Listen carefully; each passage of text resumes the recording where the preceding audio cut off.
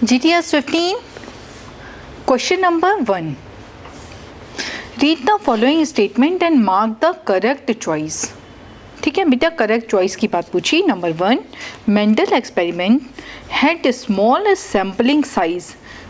पहला स्टेटमेंट यही गलत हो गया, स्मॉल सैम्पलिंग साइज. ठीक है, लार्ज सैम्पलिंग साइज होना चाहिए था, बात गलत हो गई. सेकंड है all 7 characters are located on 7 different chromosome. बच्चे 7 नहीं, एक्चुअली सिर्फ 4 क्रोमोसोम पर लोकेटेड थे, 1, 4, 5 और 7 नंबर क्रोमोसोम पर. ठीक है, तो ये भी बात गलत हो जाएगी.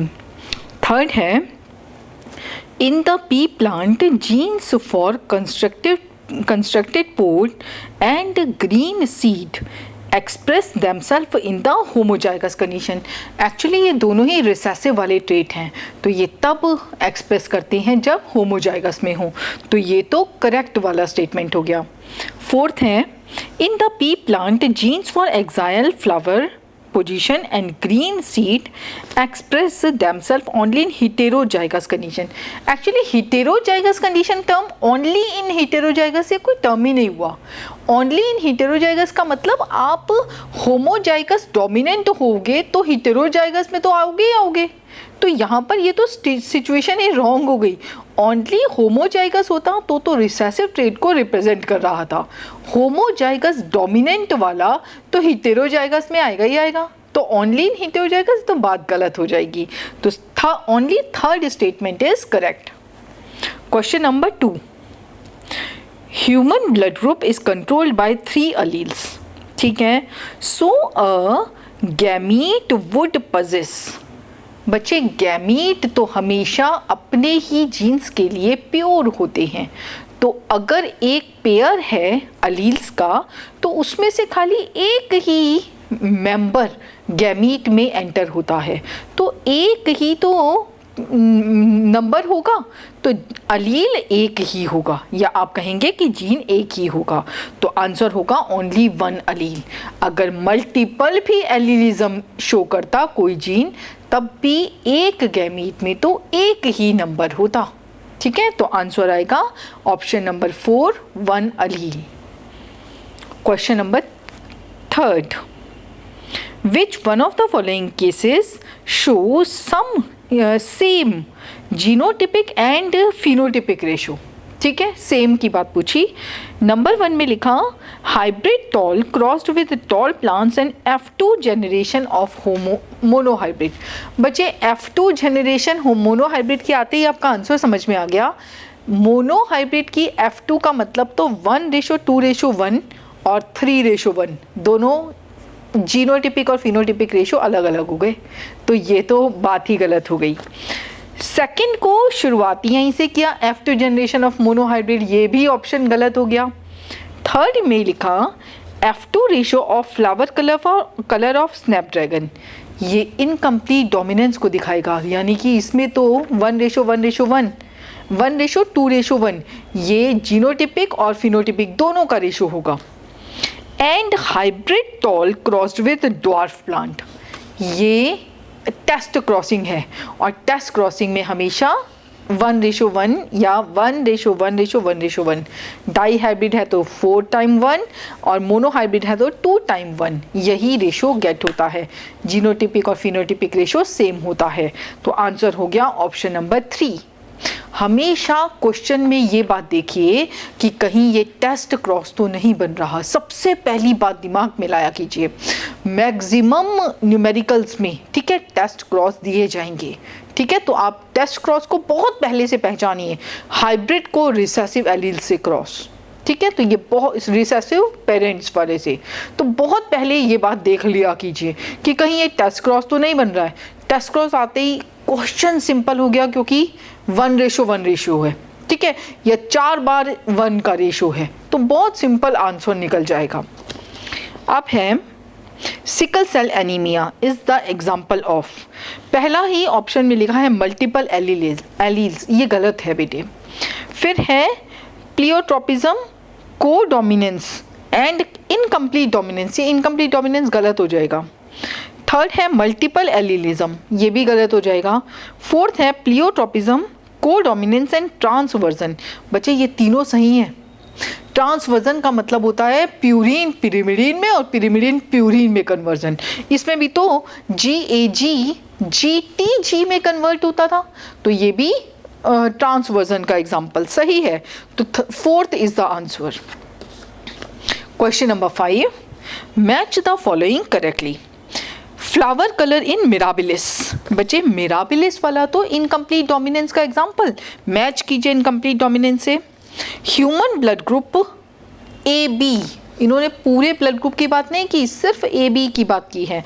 तो अगर AB की बात करोगे तो कोडोमिनेंस से मैच करोगे। आंसर करो मैच BR से।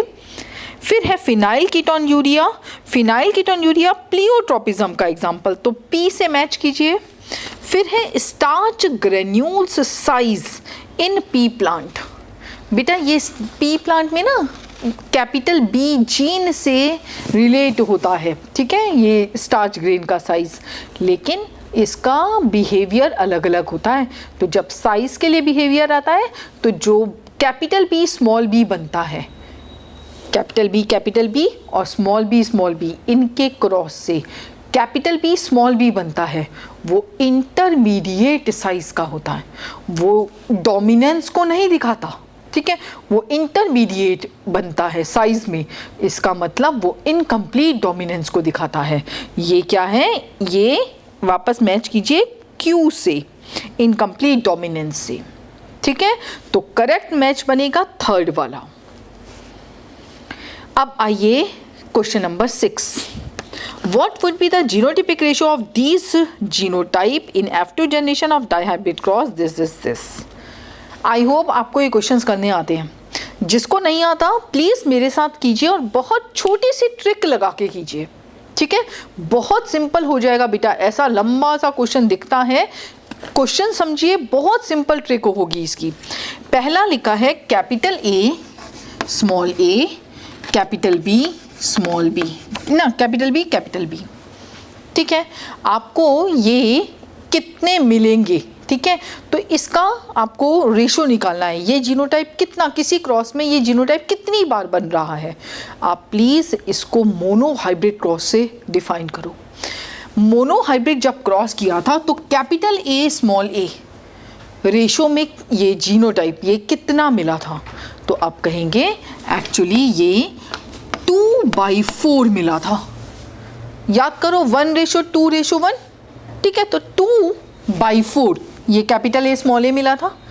अब कैपिटल B स्मॉल b कितना मिला था, मोनो हाइब्रिड करके निकालो, तो कैपिटल B स्मॉल b कितना मिला था, तो आप इसे कहेंगे ये तो मिला था 1/4। टोटल ये कितना हो गया 2/16, दैट इज 1/8। पहले का आंसर आया हमारा 1/8। दूसरा क्या लिखा है, capital A capital B small b, इसको निकालो तो ये आएगा 1/4, इसको निकालो तो ये आएगा 2/4। वेरी ओके, 2/4 इसके जैसा ही तो ये टाइप हो गया, तो ये भी बनेगा 2/16 या 1/8। थर्ड वाला है हमारा कैपिटल A कैपिटल B, ये नंबर कितने मिले थे मोनो हाइब्रिड में, तो 1/4। ये नंबर कितने मिले थे 1/4, तो ये कितना हो गया 1/16। फोर्थ है capital A small a capital B small b। बच्चों ये भी मिला था हमें 2/4, ये भी मिला था 2/4, तो ये तो हो गया 4/16, दैट इज 1/4। अब आया last one, small a capital B small b, ये मिले हैं हमें 1/4 और कैपिटल B ये बना है 2/4। टोटल कितना हुआ 16, दैट इज 1/8। सारे वैल्यूज को 16 से इंटू कर दोगे तो आ जाएगा सेकेंड वाला रेशो 2, 1, 4 और 2। Very okay. ये हमारा करने का तरीका है। किसी भी क्वेश्चन को 1 मिनट में निकालिए। सबको चेकर बोर्ड बना के करने नहीं बैठोगे, हर किसी को मोनोहाइब्रिड में कन्वर्ट कर लो, तोड़ लो। सिर्फ इतना होता तो उसका वैल्यू कितना निकलता, कैसे निकालते? तो आप निकालते, अरे ये तो मेरे पास में कैसे निकला था, capital A capital A capital A small A small A small A 1:2:1। ये कितना बना था 2/4, लिख दो 2/4। ये कितना बना था 1/4। ऐसे करते करते आप सबके रेशो निकाल लीजिए। वेरी ओके, सुपर सिंपल हो जाएगा क्वेश्चन। आंसर आ गया option number 2। Question number 7, read the following statement and mark the correct choice. Number 1, mental work remain unorganized till 1901. Actually 1900 होना चाहिए, गलत हो जाएगा ये। Number 2, the gene is discrete unit and 2 alleles of gene show blending in codominance. No blending in codominance, ये भी गलत हो जाएगा। Question number 3, in genes the independent pairs segregate independent to each other. बच्चे यहाँ अलील होना चाहिए। एक अलील में जिसमें एक पेयर के 2 मेंबर होते हैं, उसमें आप एक एक मेंबर को अलग करोगे। फिर है ना क्वेश्चन नंबर, ये भी रॉन्ग हो गया। तो 4th है, Sutton united the knowledge of chromosome segregation with Mendelian principle. ये तो सही है, ठीक है। तो आंसर हो गया 4th। करेक्ट चॉइस पूछा option number 4। Question number 8, which of the following statement is not related to Drosophila? Number 1, life span is 2 week, correct है। Number 2, could be grown on simple synthetic medium in the laboratory, ये भी correct है। Number 3, 8 linkage group, wrong. Linkage group हमेशा n number होते हैं, इसका 2n is equals to 8 है, तो n इक्वल टू तो 4 होगा, तो लिंकेज ग्रुप तो 4 होगा, गलत हो गया ये। Question number 9, in eukaryotes gene regulation occur at. बच्चे 4 लेवल पर होता है जीन रेगुलेशन। इसमें लिखा है 1 level, 2 level, 3 level, various level, तो आंसर आएगा 4। Question number 10, Morgan and student obtained recombination frequency between these genes. Based upon these given data, what would be the correct arrangement of gene? किसी को ये question करना नहीं आता, मेरे साथ सीखिए। सबसे पहले जितने भी जीन्स की फ्रीक्वेंसीज दी हुई हैं, उसमें से जो सबसे बड़ी फ्रीक्वेंसी है, ठीक है, आप यहाँ पे फ्रीक्वेंसी को ही डिस्टेंस में मेज़र करेंगे। अमाउंट में, नंबर में सबसे लार्ज नंबर किसका दिया है? तो आप देखिए, एक दिया है 18.5, एक दिया है 9, एक दिया है 9.5, तो सबसे बड़ा नंबर तो 18.5 हो गया। आप उन दोनों जीन्स को एक स्केल पे लिख लीजिए। कौन से जीन है? बी जीन और वीजी जीन, ठीक है। तो लिख लेते हैं B gene and VG gene, इसके बीच में नंबर दिया है 18.5, ठीक है। फिर अब इसके अकॉर्डिंग ही बाकी जीन को अरेंज कीजिए। सबसे पहले सबसे बड़े नंबर की, सबसे बड़े डिस्टेंस को मेज़र कर लो, ठीक है। फिर लिखा है 9.5 या 9% किसके बीच में? स्मॉल बी जीन और CN जीन, ठीक है। Small B gene and CN gene के बीच में है 9%, और फिर CN जीन और VG जीन के बीच में है 9.5%। तो B जीन के बीच में कहीं पर अगर मैं यहाँ पर 9% लगा दूँ CN, तो CN और VG के बीच में 9.5 आ जाएगा। Very okay. डिस्टेंस ही तो मेज़र करता है परसेंटेज की फॉर्म में। आप कहेंगे 18.5 सबसे बड़ा है, किस किस के बीच में है? B और VG के। तो जो CN है वो कहीं बीच में लाई करता होगा ये जीन, ताकि B और CN के बीच में 9 और CN और VG के बीच में 9.5% का डिस्टेंस दिखाई दे रहा है। परसेंटेज बोलो या डिस्टेंस बोलो, आप मेज़र एक जैसा ही करेंगे, ठीक है। यहाँ पे करेक्ट सीक्वेंस बन जाएगी B, फिर CN, फिर VG। सही बात हो गया option number 1। Question number 11, which one of the following is in incorrectly marked. Number 1 X body Henking से, बिल्कुल ठीक है। नंबर 2 वाई बॉडी स्टीवन से, ये भी ठीक है, जिन्होंने डिस्कवर की उसके नाम के आगे उनके नाम लिखे हुए हैं। फिर लिखा है सेंगर ने इसको मैच किया गया डीएनए फिंगरप्रिंटिंग से। बेटा एलेक जेफरी का नाम लिखना चाहिए था, यहाँ पे ये बात गलत हो जाएगी। फिर है विल्सन एंड स्टीवंस ने क्रोमोसोमल थ्योरी ऑफ सेक्स, ये बात भी ठीक है, जिन्होंने ये एक्स बॉडी वाई बॉडी को एक्स क्रोमोसोम वाई क्रोमोसोम नाम दिया था। सही बात या इनकरेक्टली मैच, सही ऑप्शन क्या हो जाएगा? Option number 3।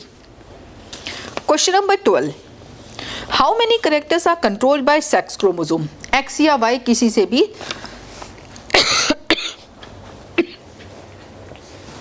How many characters are controlled? Number 1 albinism, बच्चे ये तो ऑटोजोमल है, ठीक है, 11 नंबर क्रोमोसोम पे इसका जीन प्रेजेंट। फिर है हाइपरट्राइकोसिस, ये सेक्स क्रोमोसोम से।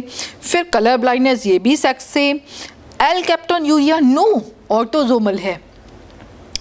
डचनी मस्कुलर डिस्ट्रॉफी, ये भी ऑटोजोमल। मायोटोनिक डिस्ट्रॉफी, ये डचनी मस्कुलर डिस्ट्रॉफी ये सेक्स क्रोमोसोम, मायोटोनिक डिस्ट्रॉफी ये ऑटोजोमल, ठीक है। TDF और पोर्क्यूपाइन स्किन ये दोनों सेक्स क्रोमोसोम। तो 3 ऐसे पॉइंट आउट हुए जो कि ऑटोजोमल थे, एल्बिनिज्म, एल कैप्टोन्यूरिया और मायोटोनिक डिस्ट्रॉफी। तो टोटल कितने हैं? 8 और रिमेनिंग कितने बचे सेक्स क्रोमोसोम वाले? 5। तो आंसर हो गया option number 2। Question number 13, among the following organism which female possess one less chromosome than male? Option number 1 है बटरफ्लाइज एंड मॉथ। बेटा आंसर यही सही हो जाएगा, ZOZZ type of sex determination present होगा। ZO फीमेल को रिप्रेजेंट करता है और Z मेल को। तो फीमेल में 1 क्रोमोसोम लेसर है, तो ये बात सही हो गई। दूसरा देख लीजिए, ड्रोसोफिला में XXXY होता है, बर्ड्स एंड रेप्टाइल्स में ZWZZ होता है, और ग्रास हॉपर में XXXO होता है। तो XO जो है ना वो मेल के लिए रिप्रेजेंट कर रहा है, तो सही बात हो जाएगी option number 1। Question 14, how many genotype are produced in trihybrid test cross? बच्चे हैं हमेशा टेस्ट क्रॉस की बात की तो 1-1 वाला रेशो आना है। मोनो हाइब्रिड होता तो 2 बार 1-1 लिखते, डाई हाइब्रिड है तो 4 बार 1-1 का रेशो, ट्राई हाइब्रिड है तो 8 टाइम 1-1 वाला रेशो आएगा। तो सही आंसर आ गया 8। Question number 15, Down syndrome is caused by autosomal trisomy. ठीक है, सबसे टफ क्वेश्चन था ये। Anyway, question number 16, L alkaptonuria is caused by that is deficiency of L alkapton oxidase. आपको एंजाइम का नाम ऑक्सीडेज याद रखना पड़ेगा, ठीक है। कुछ बच्चे ना खाली एल कैप्टोन एसिड की बात भी सोचने लगे हैं, इसलिए यहाँ पर लिखा भी हुआ है, आपको ऑक्सीडेज नाम देना पड़ेगा, ठीक है बेटे। फिर है अच्छा, इसमें ना पहले ऑप्शन में होमोजेनेटिस्टिक एसिड का नाम भी लिखा है, इसकी डेफिशिएंसी नहीं होती इस डिसीज़ में, तो ये फॉर्म हो जाता है, तो ये तो गलत हो जाएगा। यहाँ पे डेफिशिएंसी ऑफ ऑक्सीडेज एंजाइम की बात करनी पड़ेगी, तो सही आंसर है option number 3। Question number 17, sickle cell anaemia is different from thalassaemia.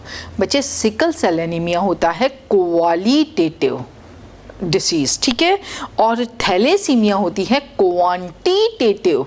Number of gene जितने बढ़ते जाएंगे उतनी सीवियर डिसीज़ होती जाएगी। तो आप यहाँ पे सिकल सेल एनीमिया के रिस्पेक्ट में जवाब देंगे। दोनों का डिफरेंस पूछा है, लेकिन आगे तो सिकल सेल एनीमिया लिखा है, आंसर देना पड़ेगा it is qualitative disease. Option number 1 is the answer. Next 18, histone protein are rich in arginine and lysine, ठीक है, तो option number 4। Question number 19, a colour blind woman marry a normal vision haemophilic man, ठीक है, इसको बना लेते हैं। Colour blind woman, तो XC कलर ब्लाइंड होगी, ठीक है। Normal vision but haemophilic man, तो ये वाला कंडीशन मिलेगा, ठीक है। अब बोला क्या, what is the probability of daughter with both colour blind and haemophilic disease, ठीक है। देखें XC, देखो डॉटर को हमेशा X जीन प्रोवाइड करेगा मेल, तो इसको इससे मैच किया तो बना XC XH, फिर एक बार और इससे मैच किया तो बना XC XH। बेटा ये और ये, इन दोनों में ही कोई भी जीन होमोजाइगस कंडीशन में नहीं आया, इसका मतलब डिसीज तो दोनों में ही नहीं होगी, ठीक है। दोनों ही कैरियर की तरह काम करेंगी। ये 0% डॉटर जो होंगी वो दोनों ही डिसीज से अफेक्टेड होंगी, ठीक है। तो आंसर आएगा ऑप्शन नंबर 3। क्वेश्चन नंबर 20, इन मेज male sterility is passed down. बच्चे मेल स्टेरिलिटी जो होती है वो एक्चुअली साइटोप्लाज्मिक होती है। साइटोप्लाज्मिक मेल स्टेरिलिटी, इसका मतलब जो प्रोजनी में साइटोप्लाज्म जाता है वो हमेशा फीमेल पेरेंट का जाता है, तो होगा हमेशा मैटरनली, ठीक है। तो आंसर आया option number 3। Question number 21, deletion of certain gene cause gene mutation. Deletion तो जीन म्यूटेशन का, एक पॉइंट पे ही म्यूटेशन हो रहा है ना बेटा, एक जीन ही चेंज हो रहा है। क्रोमोसोमल म्यूटेशन पूरा का पूरा कोई शॉर्ट आर्म या नंबर ऑफ क्रोमोसोम ये चेंज होना। जीन के लेवल पे म्यूटेशन आप कहेंगे gene mutation, option number 1 is the answer. Question 22, Okazaki fragments are number 1 produced on leading strand, ठीक है। बेटा ओकाज़ाकी तो टेम्पलेट के दूसरे वाले स्टैंड पे, एक्चुअली दोनों ही टेम्पलेट होते हैं इसमें, तो अभी आप यहाँ पर पर्टिकुलर ये आंसर नहीं दे सकते। दूसरा लिखा है synthesised in 3' to 5' direction by DNA polymerase 3। DNA polymerase 3 तो सही है, लेकिन 3' से 5' नहीं बोलोगे, हमेशा 5 to 3 ही एंजाइम का फंक्शनल एक्टिविटी है, ठीक है। तो बनते तो 5 से 3 ही हैं, ठीक है। दूसरा है 5 से 3 डायरेक्शन बट डीएनए पॉलीमरेज 1, ये गलत हो जाएगा। डीएनए पॉलीमरेज 3 मेजर काम पॉलीमराइजेशन का डीएनए पॉलीमरेज 3 कर रहा है, ठीक है। डीएनए पॉलीमरेज 1 को अदर फंक्शन प्रोवाइडेड हैं, पॉलीमराइजेशन पॉलीमरेज 3 कर रहा है। चलिए फोर्थ वाला है, small DNA segment formed in 5 to 3 direction by DNA polymerase 3, fourth is correct answer. Question number 23, DNA replication is, it is semi discontinuous and semi conservative process, ठीक है। Semi discontinuous, तो answer हुआ option number 2। Question 24, Taylor demonstrate his experiment on, answer आएगा plant का नाम आएगा विसिया faba, ठीक है। ये है फेबा बीन्स भी बोलते हैं बेटा इसको, और इन्होंने यूज क्या किया था, रेडियो एक्टिव थाइमीन, ठीक है। वो याद है ना, H3TDR यूज की थी इन्होंने, तो ऑप्शन है 3, आंसर है option number 3। Question number 25, jumping genes were first discovered by A और B। एक्चुअली बारबरा मैकक्लिंटॉक ये तो साइंटिस्ट का नाम है, और मेज में डिस्कवर हुआ था, तो सही आंसर है ऑप्शन नंबर 2। अब आ गया कुछ कोड्स दिए गए, तो आप ना बेटे दो तीन फ्यू तो हमेशा याद रखते हो। तो ये यू सबसे पहले नंबर का कोड, ये तो फिनाइल एलेनिन कोड करता है, ये तो हमेशा याद रखते हो। दूसरी बात है CCC, ये प्रोलीन कोड करता है। और तीसरा है GUG, ये वेलाइन कोड करता है। तो सही आंसर हो गया option number 2। Question 27, the maximum number of genes are found in, ये हमारा ह्यूमन जीनोम प्रोजेक्ट का सबसे कॉमन सा आंसर क्रोमोसोम नंबर 1 पे मिलते हैं, ठीक है, सबसे हाईएस्ट नंबर ऑफ जीन थे। 28 विच one of the following is incorrectly matched. Total number of gene in human 30,000, बिल्कुल ठीक है। RNA पॉलीमरेज 1 5S rRNA, गलत।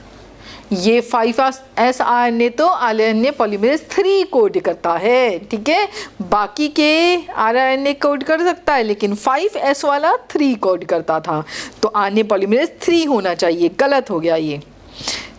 थर्ड वाला है RNA polymerase 2 messenger RNA cause करता है, ये भी ठीक है। फिर है SNPs 1.4 मिलियन लोकेशन पर होते हैं, ये भी ठीक है। तो 28 का 2 answer. Question number 29 lac operon model is inducible, ठीक है, inducible operon option number 1 is the answer. Question number 30 RFLP and VNTR are used in DNA fingerprinting, ठीक है, तो ये भी सही हो गया, option number 2। Study the pedigree chart, what does it show. देखो बेटा, पेडिग्री करने का 2 बड़ी बातें याद करनी है। नंबर 1, पहला बात, जब भी आप पेडिग्री चार्ट देखोगे फर्स्ट जनरेशन को छोड़कर, जो ऊपर पेरेंट की बात दी हुई है, पेरेंट को छोड़कर जो पहले बेबीज बने हैं सबसे पहले उनको नज़र दौड़ाओगे।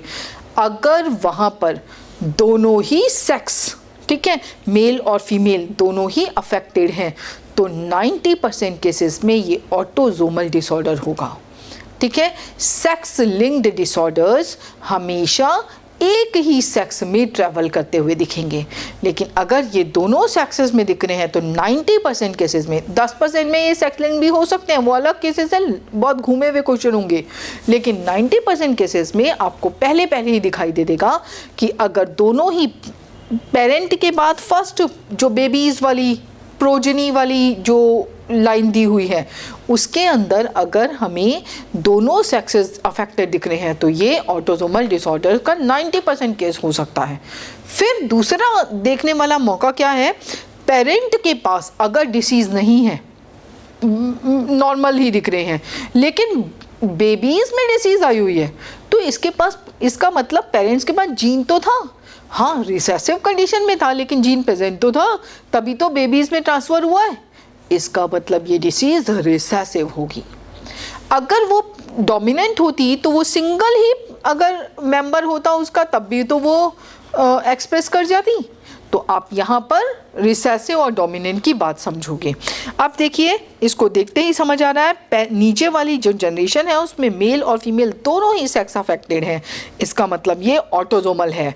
ऊपर पेरेंट्स वाली जनरेशन में दोनों ही पेरेंट अनअफेक्टेड दिखाई दे रहे हैं, इसका मतलब ये रिसेसिव डिसऑर्डर है, ऑटोसोमल रिसेसिव। पहला वाला ऑप्शन इसका सही जा रहा है। दूसरे वाले ऑप्शन में कहता है सेक्स लिंक्ड, गलत हो जाएगा। तीसरे ऑप्शन में बोलता है कि सेक्स लिंक्ड, फिर वापस सेक्स लिंक्ड को फिनाइल कीटोन के साथ जोड़ दिया, वो भी गलत हो जाएगा, और नॉट पॉसिबल ये भी गलत हो जाएगा। Question number 32 A color blind man marries a daughter of another color blind man, ये भी करके देख लेते हैं। Color blind man XCY marries a daughter of another color blind man whose wife has had a normal genotype। देखिए, wife का तो normal genotype था लेकिन फादर के पास ये कंडीशन थी, ठीक है, फादर के पास ये कंडीशन थी, तो जो बेबी होगी वो ऐसी हो सकती है, कैरियर, यानी ये क्रॉस हुआ इनके बीच में। अब बोला गया कि कितने प्रोजनी, इनके प्रोजनी में डिसीज़ का फ्लो कैसा होगा।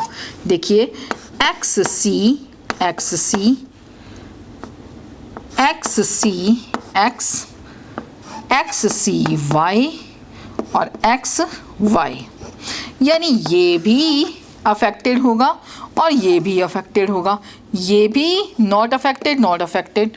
इसका मतलब 50% तो डॉटर्स और 50% सन, ये अफेक्टेड होंगे।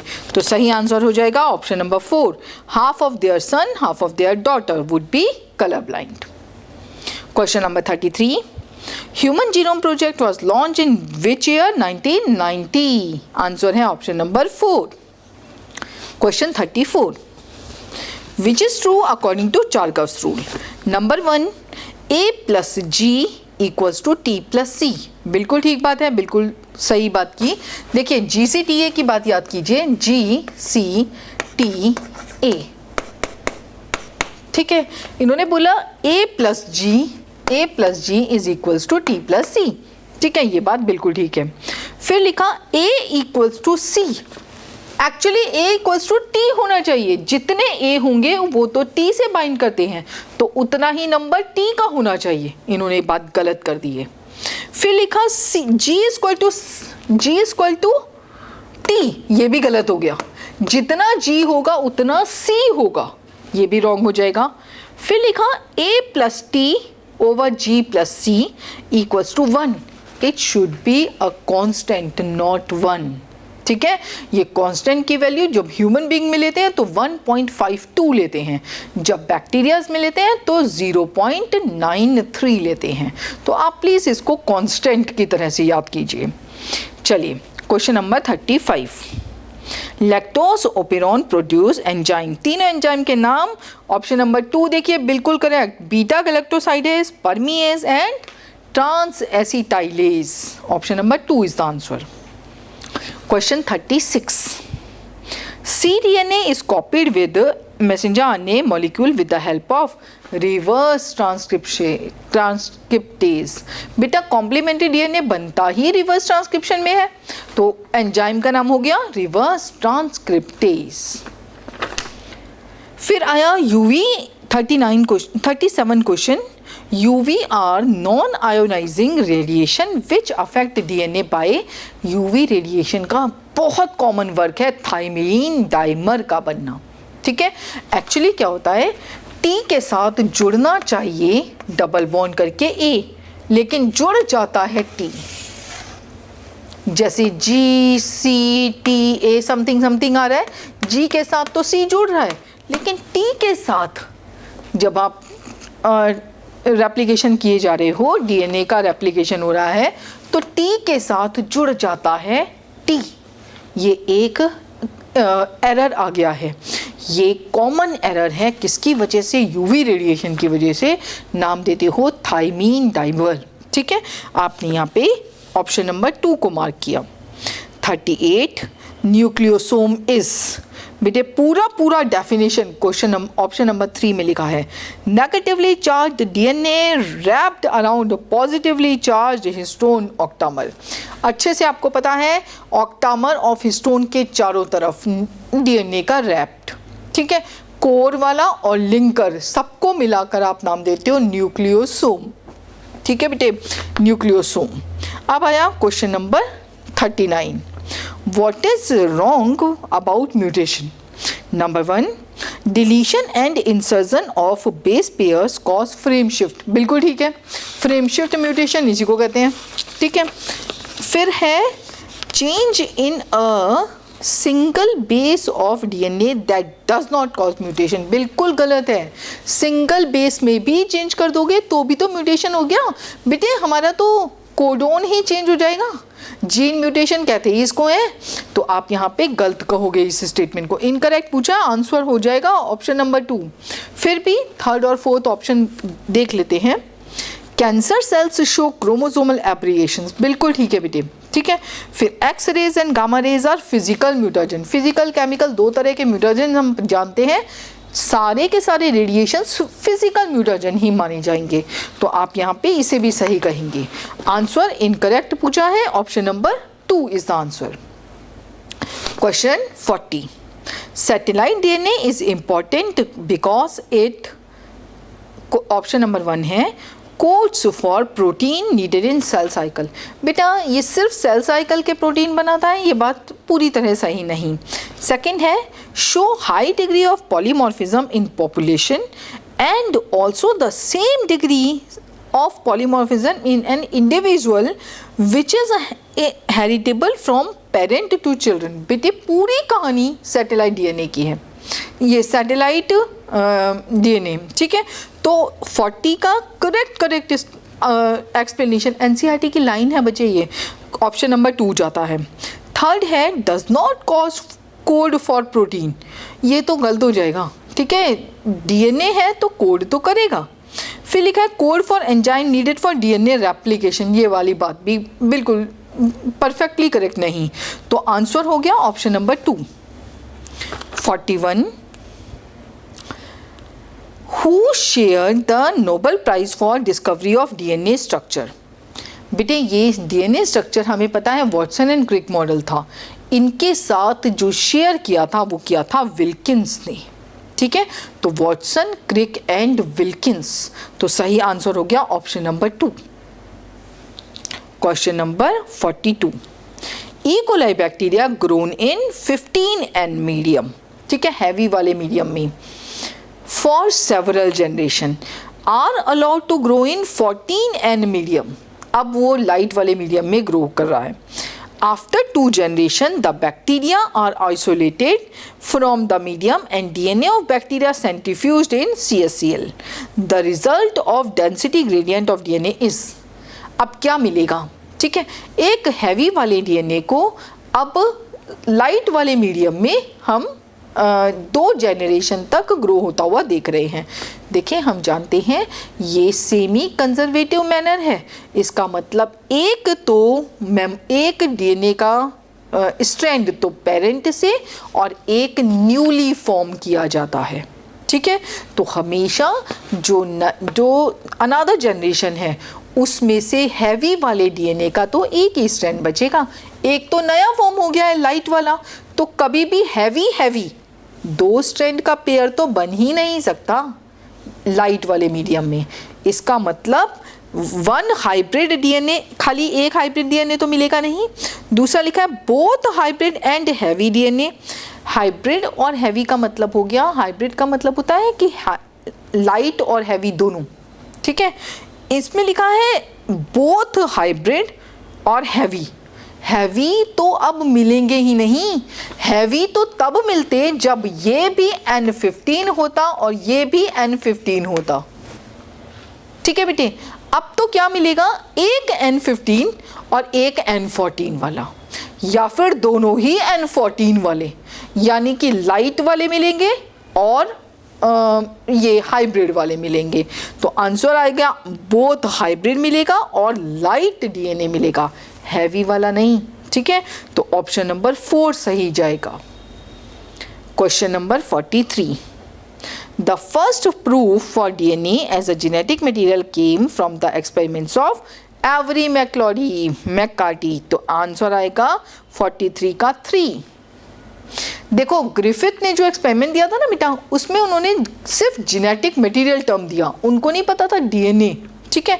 इस डीएनए को पहली बार प्रूफ किया था एवरी मैककार्टी ने। तो सही बात हो गया, पहला फर्स्ट प्रूफ किसने दिया, ऑप्शन नंबर 3।